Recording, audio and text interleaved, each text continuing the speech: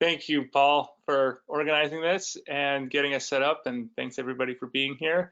I'm going to jump right in and start on talking about the Willamette Valley. I wanted to, first of all, sort of talk real briefly about where is the Willamette Valley. To me, I live in the middle of it, and I use that term every day. But when I think of the Willamette Valley, it's the watershed of the Willamette River. So, and primarily the watershed that is down in the flatland.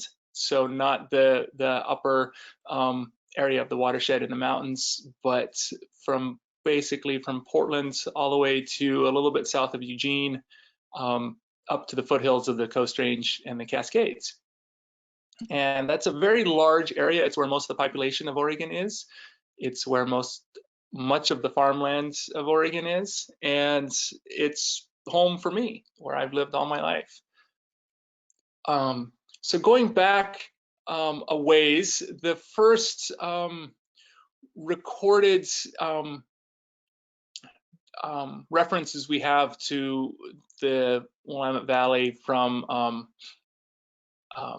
someone who wasn't a fur trapper comes from David Douglas, who was a Scottish botanist who came here in 1825 and 26, and traveled around with the Hudson's Bay Company trappers, and has some really fascinating accounts of the Willamette Valley and the ecosystem here. And in 1826, he took a trip down the Willamette Valley. Go ahead to the next slide, Paul. He took a trip down the valley into southern Oregon, and he talks about the forest and the landscape. And I'm going to quote here. He said, "The trees of the Willamette Valley do not form thick woods, but are interspersed over the country in an open manner, forming belts or clumps along the tributaries of the larger streams." And this is sort of the first reference we have to what the Willamette Valley looked like. And we also know that it was regularly burned by the Kalapuya Native Americans who lived in this area here. Roughly every 7 years, there's some records looking at old tree rings that roughly every 7 years up through the mid-1800s, they would burn. And again, according to David Douglas, the burning was to open up the underbrush for better deer hunting and to clear an area in order to find grasshoppers, which served as their winter food. And if you dig a little farther, the burning was multifaceted. There was a lot of different reasons that they would burn. And it was a highly specialized art that had been practiced for many, many generations. And each particular stand of forest and trees and prairie would react differently to fire. And there was a huge amount of native local knowledge on how to manage these areas. Some of it was to, flush the deer out and to keep meadows and grasslands where they could hunt. Some was for plants, and so they could get to the camas.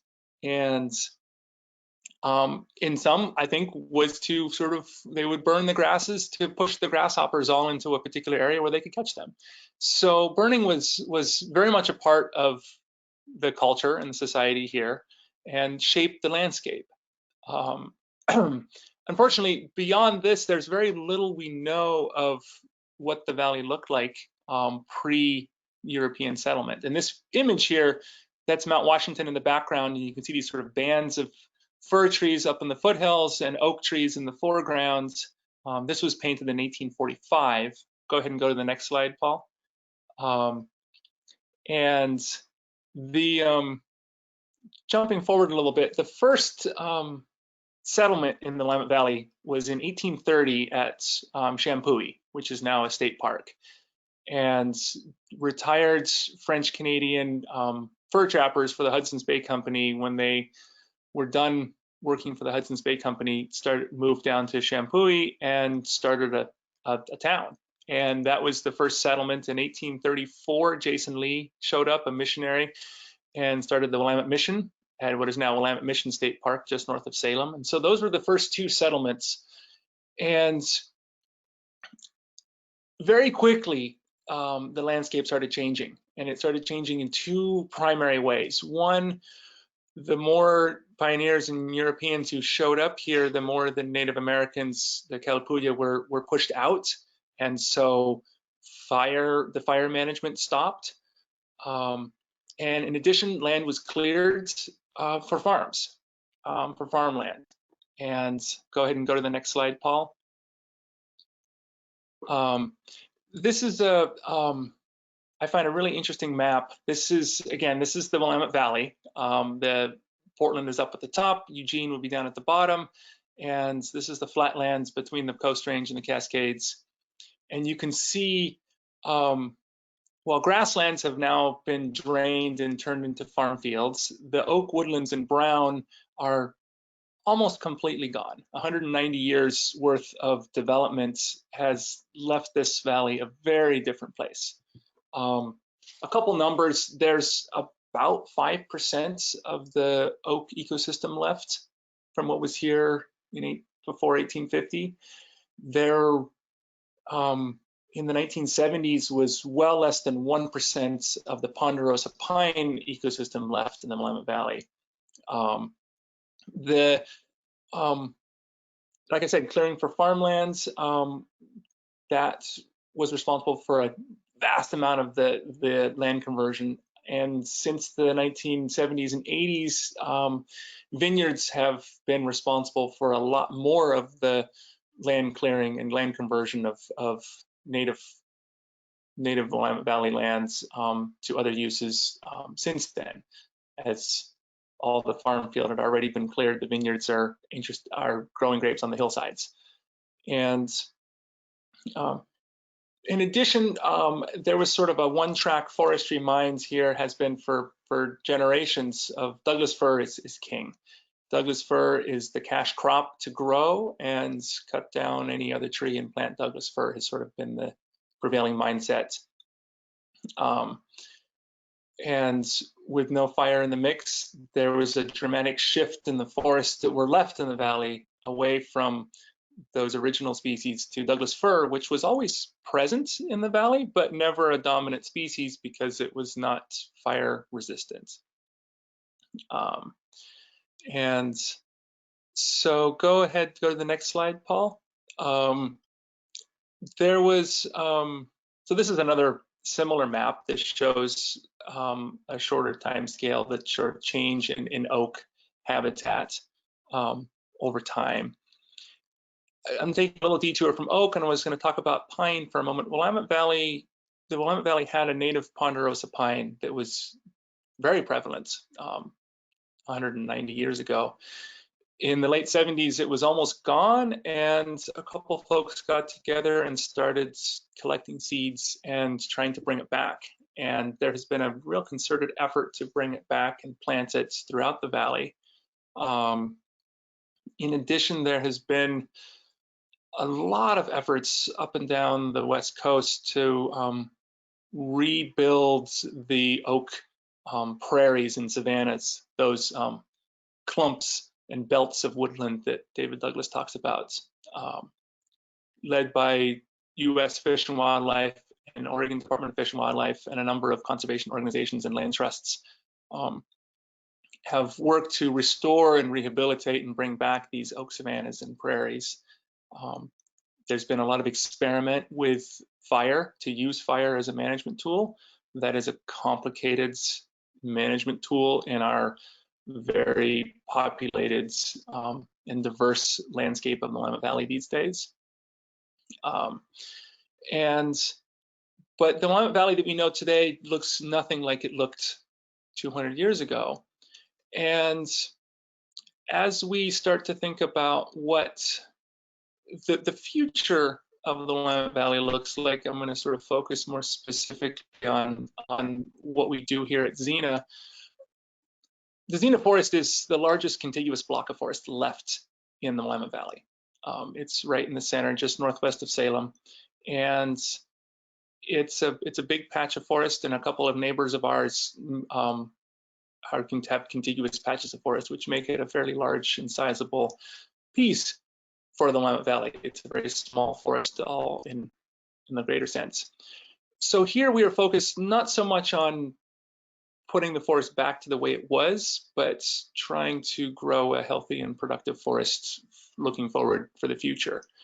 And with that, we've had to think about not only how do we look to the past to learn what we can about what wants to grow here, but how do we look to the future as our climate changes and think about what trees may want to grow here in the future.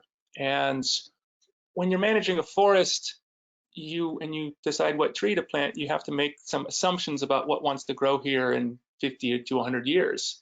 And that is, in a static climate, is an easy answer. In the climate of today and looking forward, that's not an easy answer, and one that's there aren't easy ways to solve that. So go ahead and go to the next slide, Paul. So what we do is we focus first and foremost on bringing back a lot of the native trees, the ponderosa pine, the Oregon oak, both of which are very resilient, are capable of tolerating a very wide range of climatic conditions, grow on a lot of different sites. In addition, we are bringing back, planting Oregon ash, red and white alder, Pacific madrone. We're not planting, madrone is very hard to plant, but we are encouraging all of the madrone that is naturally reseeding itself here in the forest. So focusing on these lesser species that were always here that help to add a richness to the forest, to the ecosystem, a complexity that will add resilience to our forest in the face of change. And in addition to that, we have been experimenting for close to 2 decades now with bringing in new species from close by. And these are our southern neighbors. So we've started with incense cedar, which is native to Southern Oregon and grows on the dry, rocky hillsides of Southern Oregon and has thrived here. In addition to incense cedar, we're planting a good bit of redwood and sequoia, 2 California species from a little farther south that show a lot of promise here. And just this year, we're going to be planting some Port Orford cedar, which has some potential as well to move into this area. And all of this is in an effort to grow what I'm calling a complex and resilient forest for the future. Simple ecology is that the more complexity you have in an ecosystem, the more robust and resilient that ecosystem will be. So for us, the more tree species we can put on the landscape that are going to thrive here, the more chance we will have forests in the future as the climate changes. And going to the next slide, Paul. I wanted to put this picture up. Oh, here's one more slide here. This is a ponderosa pine seedling, and you can see a bunch of red, dead and dying fir in the backgrounds. We've already noticed some significant changes in our forest due to the change in climate we've seen over the last 10 to 15 years. And the result of that is we're seeing a lot of fir mortality. A lot of our Douglas fir trees are dying. Douglas fir grows all over the world, but any individual tree can only tolerate a fairly narrow band of climatic conditions. And when the climate changes, even subtly, fir starts to struggle. And so we have been more rapidly than we were hoping to converting areas of our forest away from Douglas fir to this mix of other species. Go ahead and go to the next slide. And I wanted to show this. This is a black walnut tree, which is definitely not native to Oregon, not even native to the western half of the United States. But about 100 years ago, early folks who lived in this area planted a walnut orchard in the Xena forest, and it was left fairly quickly to go wild, and it grew a couple dozen very beautiful large black walnut trees. And over the last 100 years, these trees have grown big, and they've also reseeded themselves to an extent, and they've thrived. They've done quite well here. They haven't aggressively taken over. I wouldn't classify them as an invasive species, but they've propagated and perpetuated themselves. And we just did a harvest here in this stand because some Douglas fir was dying, and we took some of the oak, excuse me, some of the walnuts, and I decided to leave the walnut seedlings. And I'm very conscious of the fact that humans meddling in our ecosystem is what got us into this climate change mess in the first place. And by meddling in the ecosystem when planting other tree species I'm cautious, and I don't know that I have all the answers. I know I do not have all the answers, but we're slowly and cautiously experimenting and trying to find what the forests, the trees of the future will be here. And walnut is a valuable tree, and it seems to go well here now. And I decided to keep the seedlings around instead of treating them as an invasive and trying to eradicate them. So in summary, we have a lot to learn from what was here. We know that Oregon white oak was the dominant tree of the Willamette Valley and had been for thousands of years. And there's a reason for that. It is a incredibly robust tree that can survive these hot, dry summers and thrive. It can manage its water better than most any other tree on the West Coast. So it seems to be, it's the dominant tree that we're planting in our forest, but it's definitely not the only tree. And trying to have diversity and complexity is an important part of having a forest for the future. And with that, I think I'm going to wrap up and see if we have some questions. And I'll turn it over to Paul to see if he can follow up with some of those questions. Yeah, thanks, Ben. So as people are getting their questions ready, our friend Lindsay Malone has a great comment here that when we talk about the first settlements in Oregon, we're talking about the first settlements by non-native people. And you mentioned a little bit at the beginning about how Indigenous Americans like the Kalapuya were managing with fire. And I'm wondering, I guess, two things. One, was fire the only tool in their toolkit for managing the ecosystems of the valley, or maybe managing is the wrong word? But kind of what else sort of was in that relationship? And then also, when we look outside right now, and we think about, I guess my question is, what is the role of fire in this ecosystem in the future, knowing what it was in the past? Absolutely. So great point. Shampooey was a Kalapuya village that was taken over by the trappers, and there was a rich history going back to the last ice age and before here in the Willamette Valley of Native Americans living here. I don't know what other management tools they had besides fire. I'm sure there were others. I don't know what those were. And part of that is there's very little interest was paid to that back in the day, and I have not pursued that. And that's a great question. Regarding fire on the landscape today,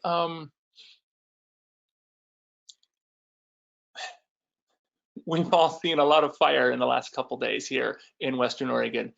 And whether we like it or not, fire is part of the ecosystem. And it's a complicated part of the ecosystem these days, as we have built and developed all of our houses and roads and towns and infrastructure in areas that have the potential to burn.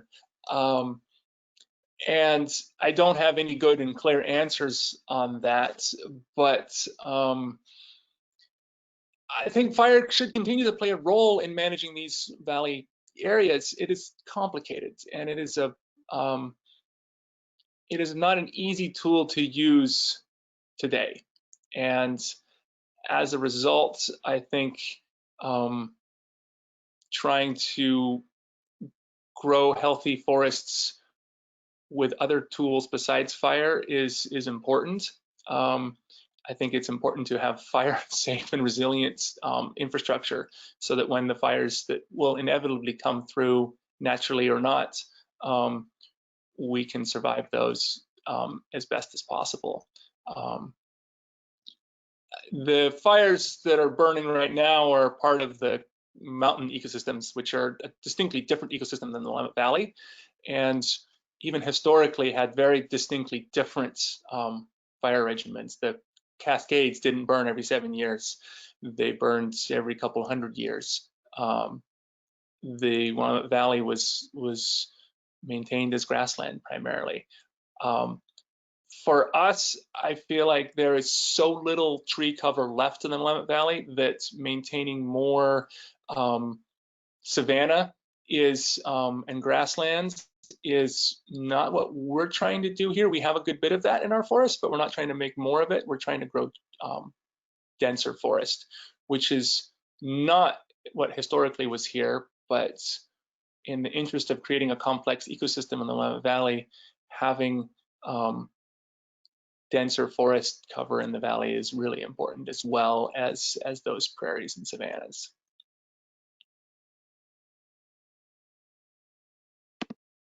Lots of questions about fire, unsurprisingly. Laura Lucy, our friend, is wondering, in light of the fire, what are we doing at Xena to be fire resilient, and what advice would you have for, say, state or federal forest land?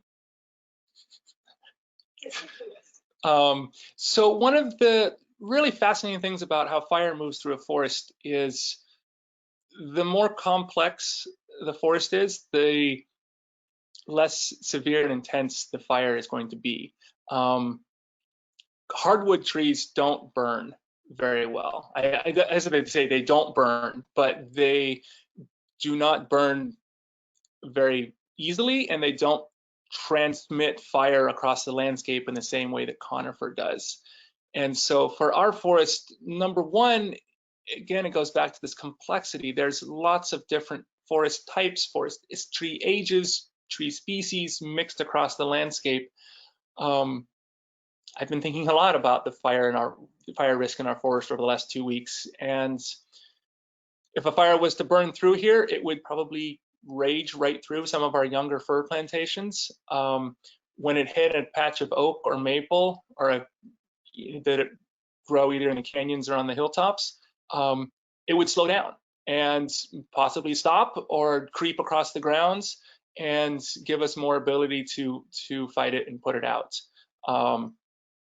And that complexity is really critical in managing fire. And I think that is true across the boards. To the forests of the Cascades that are burning right now, the more complexity we have, the more different tree species, bands of alder are going to stop the fire,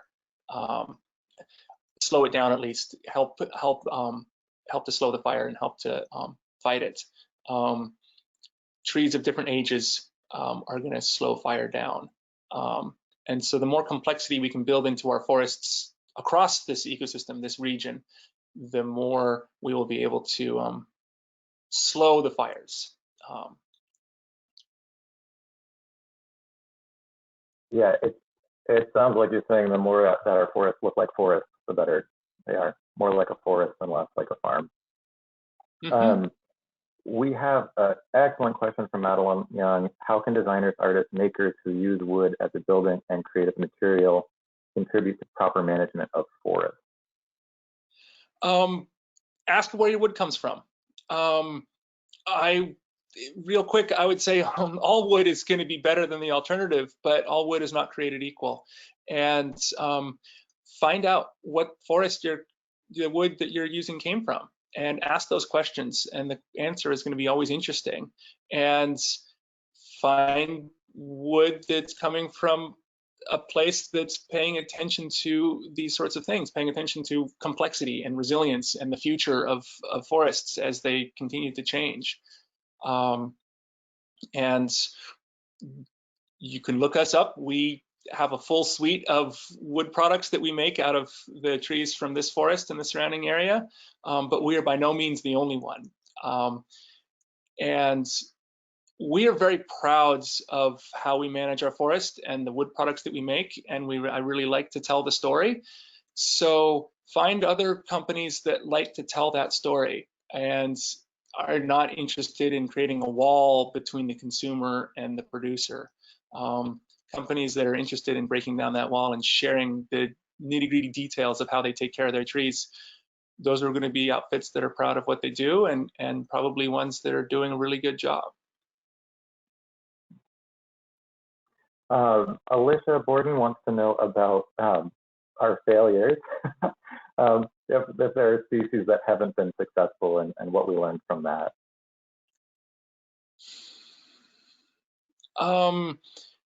We've had some hiccups with our ponderosa pine. As ponderosa pine has gained prevalence in the Willamette Valley, we, a couple of years ago, discovered that there is a bark beetle that is common on the east sides that showed up here in the Willamette Valley, which in retrospect makes a lot of sense, but nobody at Oregon State or the Department of Forestry had thought to worry about it yet. And we had a large outbreak of a bark beetle in our forest and lost a couple acres of ponderosa pine. We're managing our pine a little differently now going forward, thinking about the bark beetle.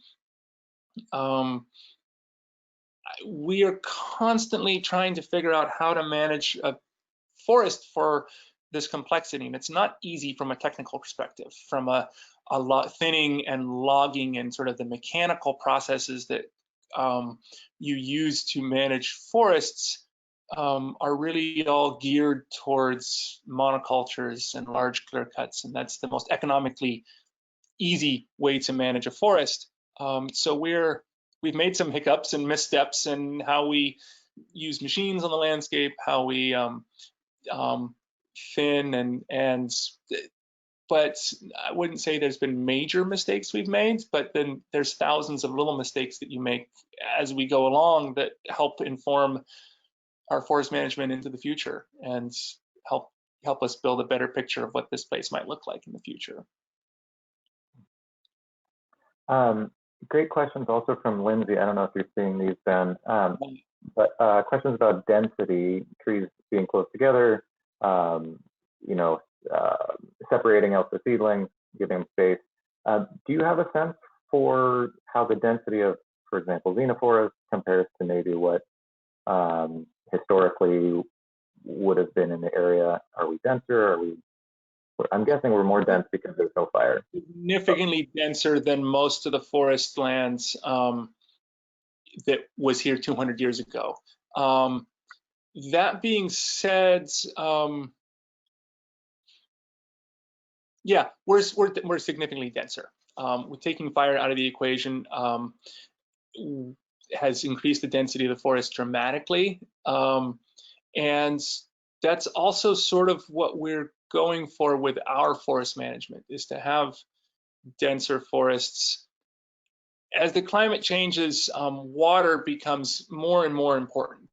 And where we live, where this forest is, we don't have snowpack. And so the only water we get is what falls in the wintertime as rain. And we're trying to hold on to that water as long as possible through these long, dry summers. And the more the forest can act as a sponge, the better. And the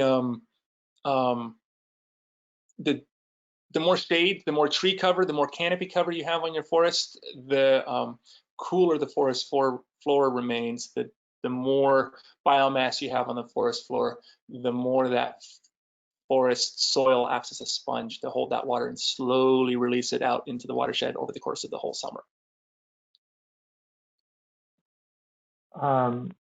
Here's another question from Jason Lee. I'm wondering about what you think about growth rate in terms of what you plant in the forest.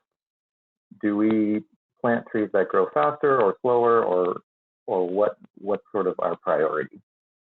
So we're planting a whole mix of species, some that grow quite slowly, some that grow quite fast. And we're seeing our redwood seedlings that we plant growing extremely fast. They really have been taking off. Oregon white oak, we all know, grows quite slowly. It doesn't grow nearly as slowly as we think it does if it's, you know, on a good site and given enough light. So I don't know that I have all the answers to that. We are planting a mix of species. We're still experimenting with whether to plant them, you know, an oak next to a ponderosa next to a redwood, or if we plant a 1/4 acre of oak and a 1/4 acre of redwoods. How we mix up those seedlings that we're planting, and we're experimenting with different styles of that on the landscape as we plant. But again, it comes to complexity. I think you want a little bit of everything. And then as those trees get bigger, you want to give them, the slower growing trees, space to keep growing so they don't get shaded out by the faster growing trees. I think we've got time. I want to respect people's time here. We've got maybe time for 1 or 2 more. Let's see here. Can you talk about Madrone? Are we planting it? Are we managing for it? Are we successful with it? So Madrone is, we're not planting it. Madrone is notoriously very, very hard to plant. But we have a lot of young Madrone. The Madrone trees reseed themselves. They have these beautiful red berries, and the birds do a really good job of reseeding Madrone trees across the landscape. Wherever there's a larger Madrone, there's thousands of little seedlings underneath. And we've been working to, you know, foster those natural seedlings. Madrone, like oak, likes dry, harsh sites. It manages to grow there well. And so Madrone we definitely see as another important species in our mix as the climate changes. Most of the Madrone we think of grows down in harder, drier southern Oregon. And so we're fostering it wherever we can, giving it space, giving it room to grow. And in 50 years, we will have a lot of beautiful Madrone here. It makes incredible lumber and is very hard to saw and dry. It's a very hard species to work with. It doesn't like to grow straight saw logs, and it is not easy to saw or to dry. But when you get through all of that, the lumber you get out the other side is very dense and very beautiful. Great. Question from Crystal here about the role of natural disturbances like fire and beetles. Like, how does our management plan deal with that, and essentially even incorporate kind of that aspect of the ecosystem? Yeah, I mean, we really take that in, try to, as best we can, take that in strides. And for instance, we've had another little micro infestation of the 5-spined Ips beetle, the bark beetle in the ponderosa pines, and we're just letting it do its thing. If you leave it alone, we don't have any very large patches of pine. Pine is spread out across the forest, and so the risk of it jumping from one area to another is very low, and we seem to get these little micro infestations. And if you go in there and you cut everything down and you burn it and you try to like get ahead of it, you create more damage sometimes and cost more money than if you just let the 5 or 10 trees in a little circle die. And the trees have these very fantastic natural defense mechanisms that if the infestations don't get too out of control and they're in small little patches, they don't spread. And so we really try to let nature solve these problems as best as possible. And the less we have monoculture, the less these disturbances will spread across the landscape. I think one last question, this is from me, Ben. When you think about, I just wonder if you can kind of paint a picture of the Willamette Valley of your dreams for the future. What does it look like? How is it similar? How is it different from what we know historically it was? And yeah, just what would you see looking from on a satellite or from your car window driving up I-5, or what would it be like? I would see a lot more trees. I like trees. Trees from an ecological perspective are the most important things we can put on the landscape. There's no other landscape use that can even come close to the ecological complexity of trees on the landscape. From a carbon perspective, trees hold a ton of carbon. The more trees we can grow, the more carbon we're sequestering above ground and below ground. And so I'm well aware that the Willamette Valley has been parceled up into 1,000 different uses and ownerships. And but the more we can cover our hilltops and our hillsides and our swamplands and riparian areas with trees, the more we can hold water in this valley. We can make this a richer place for all of us to live here and have an economic byproduct. You know, there's economic value to these trees in addition to their ecological value. And the more patchy forest we have across the landscape, the richer this area will be for everybody.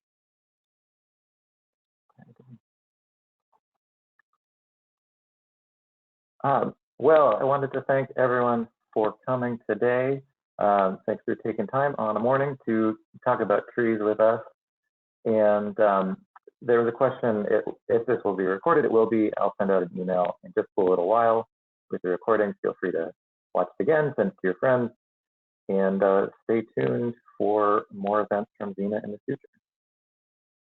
Thank you, everybody.